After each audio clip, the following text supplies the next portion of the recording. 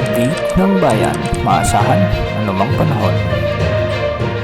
Magandang hapon po sa ating lahat. Narito ang update sa lagay ng panahon ngayong hapon ng Biyernes, July 26, 2024. At sa bagong low pressure area na potensyal na maging bagong bagyo sa mga susunod na araw. Ngayong araw, habagat na lamang ang dominanting weather system sa bansa. Unti-unti na ring mababawasan ang mga pag-ulan sa malaking bahagi ng bansa. Ngayong araw kaya asahan na unti-unti na ring gagandang panahon, lalo na sa Luzon ngayong araw.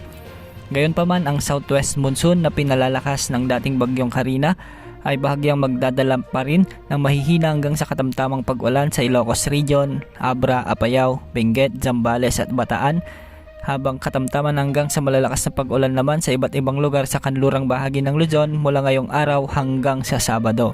Samantala sa paglayo sa bansa ng bagyong Carina, isang bagong low pressure area ang nabuo sa Pacific Ocean malapit sa Palau. Huli itong namatan ng Pag-asa sa silangan ng southeastern Mindanao. Ang potensyal na sama ng panahon na ito ay posibleng pumasok sa ating area of responsibility sa mga susunod na araw.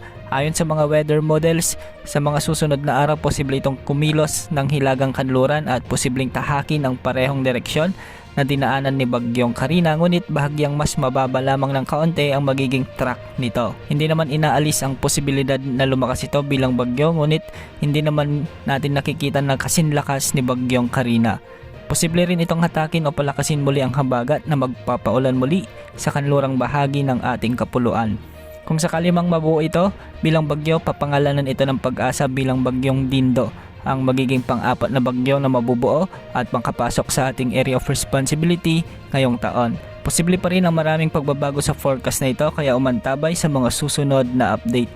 Sa posibleng paglapit ng bagong potensyal na bagyo sa ating bansa, posible muli na makaranas ng katamtaman hanggang sa malalakas na pag-ulan ang maraming lugar sa bansa, lalo na yung mga sinalanta ng baha dulot ng habagat.